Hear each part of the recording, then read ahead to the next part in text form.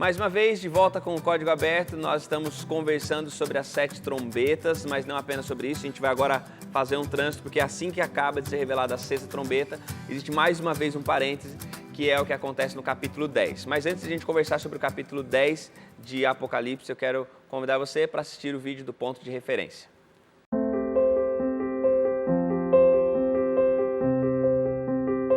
Na cena em que se abre o 5º selo, vemos o povo de Deus, os fiéis de todos os tempos, clamando ao Senhor.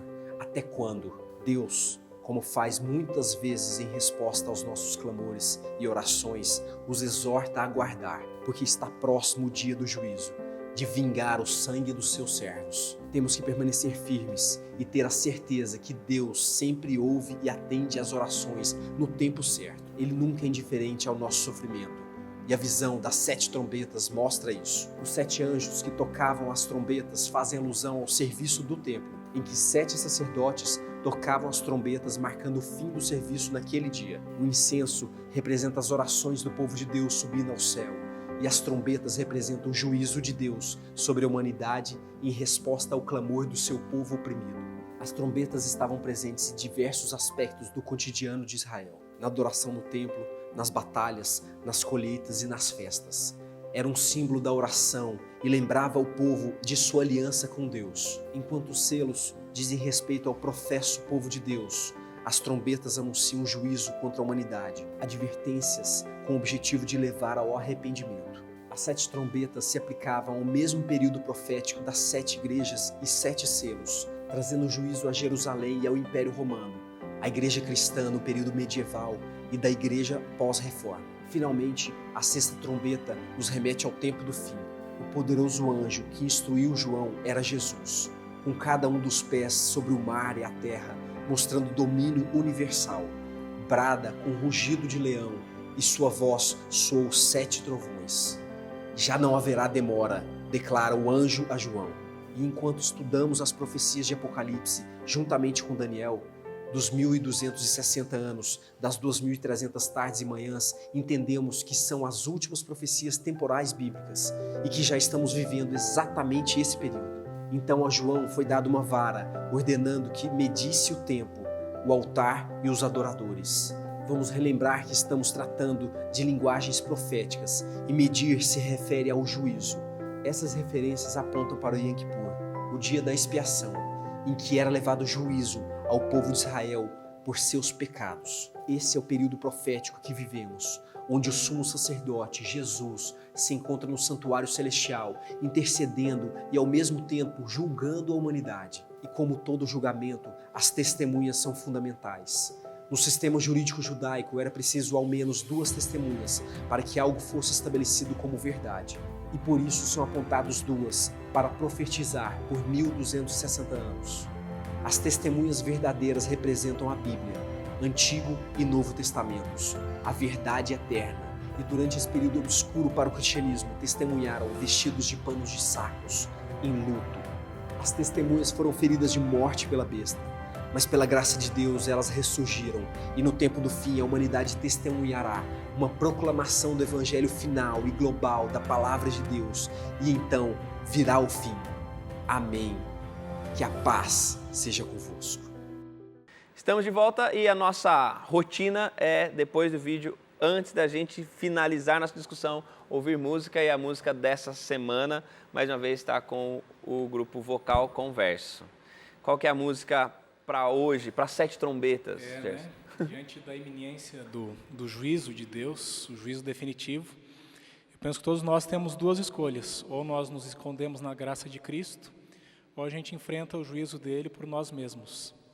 Nós preferimos, eu creio que todos aqueles que estudam a Bíblia preferem se esconder atrás da graça de Cristo e crer que somente nele a gente está seguro para passar por essas provações e estarmos, como a gente falou na semana passada, em pé diante de Deus. Amém.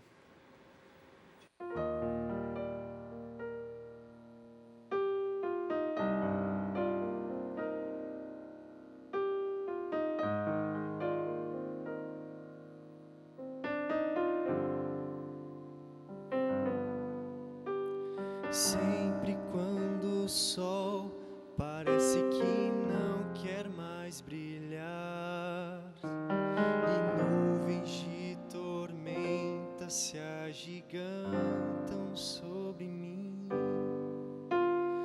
Olho ao meu redor, não vejo pra onde posso ir. Como poderei me abrigar? Então que Cristo vem mostrar o seu amor por mim, me protege até que o sol torne a brilhar. Em seus braços eu encontro segurança. Ao seu lado eu não tenho mais temor. Só em Deus estou seguro. Só em Deus estou em paz. Por mais que o céu possa ser escuro, eu sei que sua mão me guiará. Só em Deus estou seguro. Só em Deus estou em paz. Com fé então eu vou seguir meu rumo,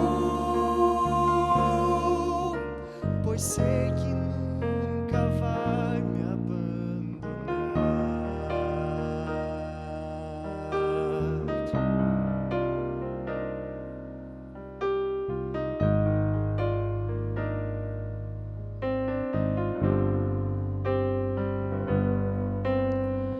Posso ver a luz que Cristo acendeu pra me guiar. Posso ouvir sua voz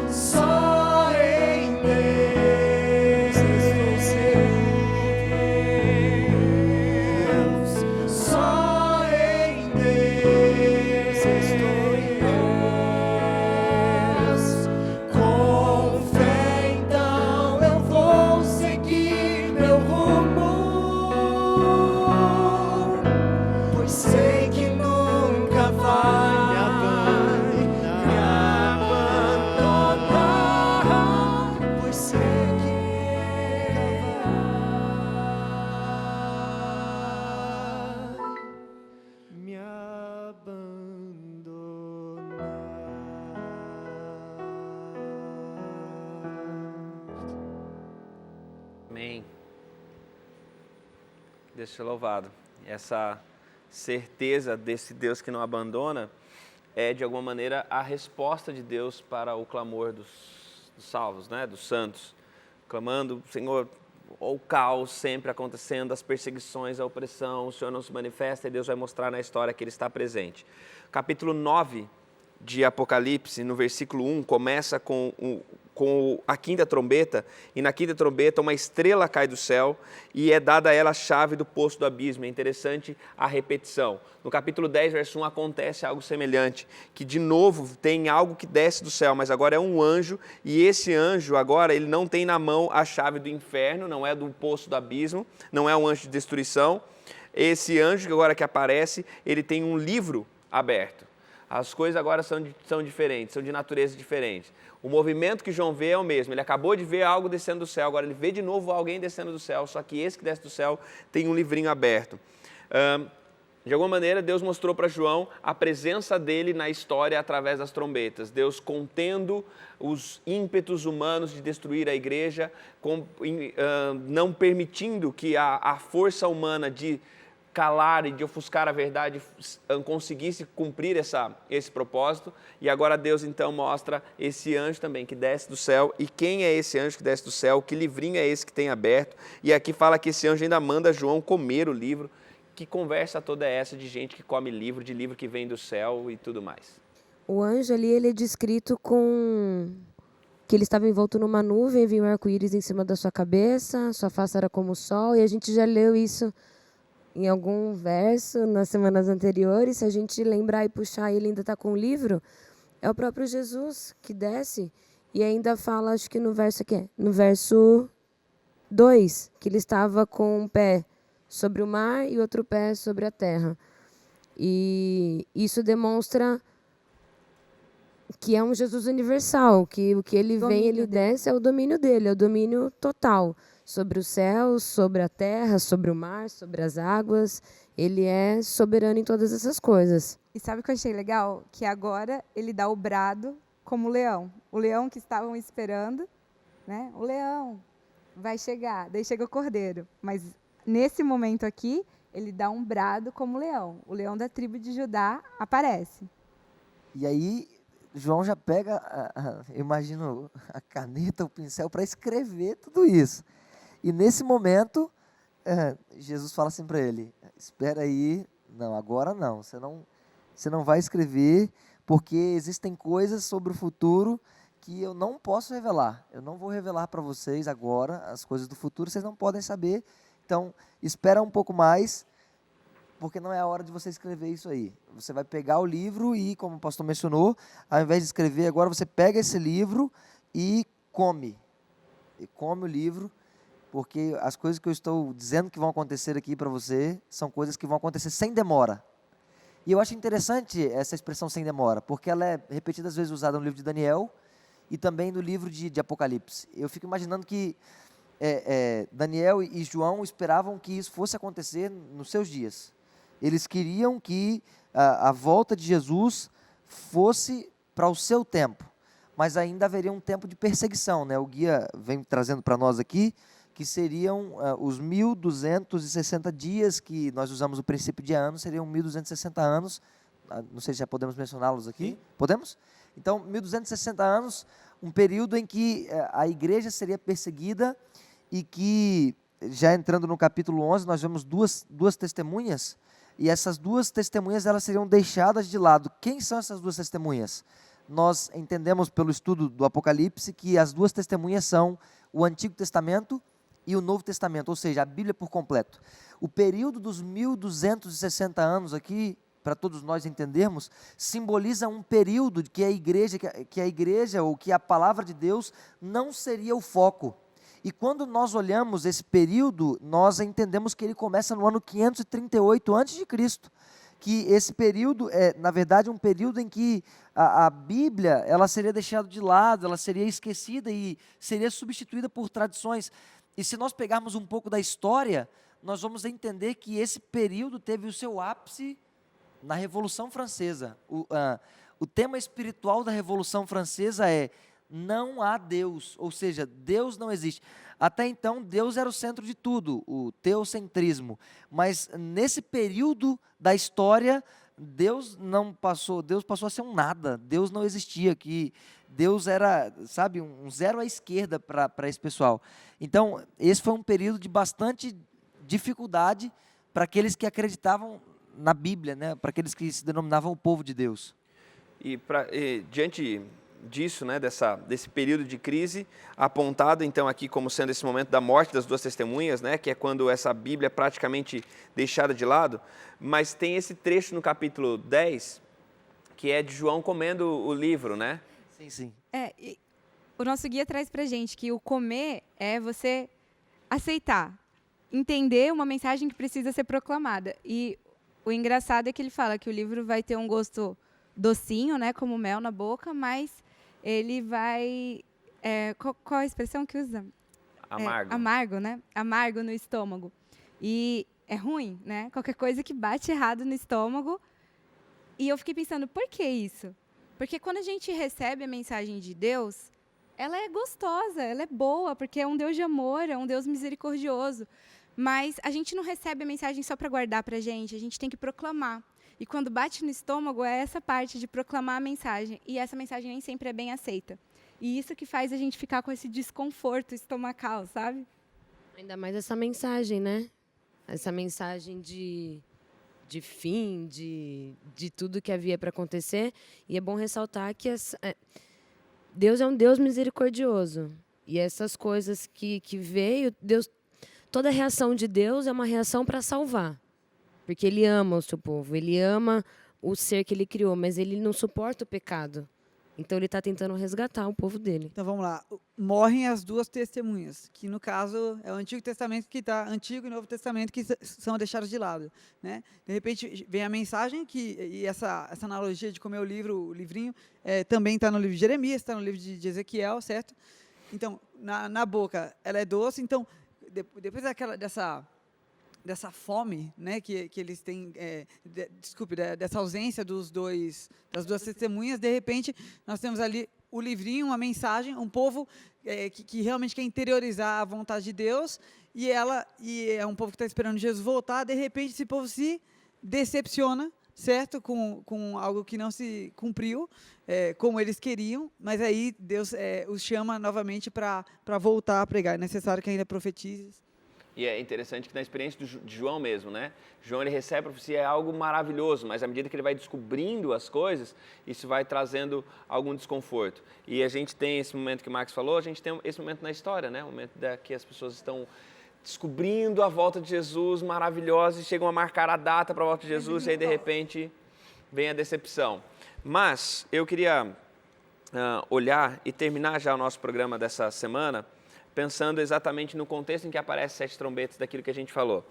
Os selos aparecem e os selos dão muito essa evidência, né, de que o povo está sendo oprimido, sendo perseguido. E aí, então, a gente tem essa reação de Deus. E Deus, ele reconta a história através das 7 trombetas. As 7 trombetas, para você que está em casa e entender de uma forma sumarizada. Os 7 selos contam a história da igreja. As 7 trombetas é o caminho pelo qual Deus escolhe recontar a história, mas mostrando como Ele esteve presente, preservando através de juízos e às vezes de forma dura e contendo o ímpeto do mal de tentar tomar a igreja. A igreja ela aparece realmente apostatando, ela aparece sendo perseguida, ela aparece enfraquecendo. Mas por que essa igreja passa por todo esse período e não morre? Não morre porque Deus vai sempre contendo as forças. Falou aqui da Revolução Francesa. A Revolução Francesa, inclusive, ela vem no momento em que ela até mesmo cumpre um propósito para isso. Porque é através da Revolução Francesa que uma força da igreja que estava praticamente tornando a verdade completamente obscurecida, ela é contida. E aí em 1798, quando termina os 1260 dias, vem esse momento em que as forças do mal que estão tentando dominar, tomar, obscurecer a verdade, elas são contidas. O que ensina pra gente, o que a gente tem de claro e que você precisa ficar no seu coração? As 7 trombetas, elas mostram que a história da igreja está sendo contada por Deus. E por mais que a igreja enfraqueça, por mais que a igreja lute, por mais que ela passe por dificuldades, Deus sempre vai usar os mais diferentes recursos para preservar essa igreja, para preservar o seu povo. Não é simplesmente porque o seu povo é queridinho ou é especial, é porque o seu povo é um instrumento pelo qual a salvação, o reinado futuro de Deus e o reinado presente de Deus pode ser anunciado. Deus tem cuidado do seu seu povo durante a história. A Bíblia está aí para provar. Deus tem preservado o seu povo e Ele continuará preservando. Se o seu clamor parece não ser ouvido, lembre-se da história das trombetas e permita que Deus te traga para perto dEle para contar a história da perspectiva dEle. Que Deus abençoe, que Deus esteja com você. Nós nos vemos semana que vem no Código Aberto.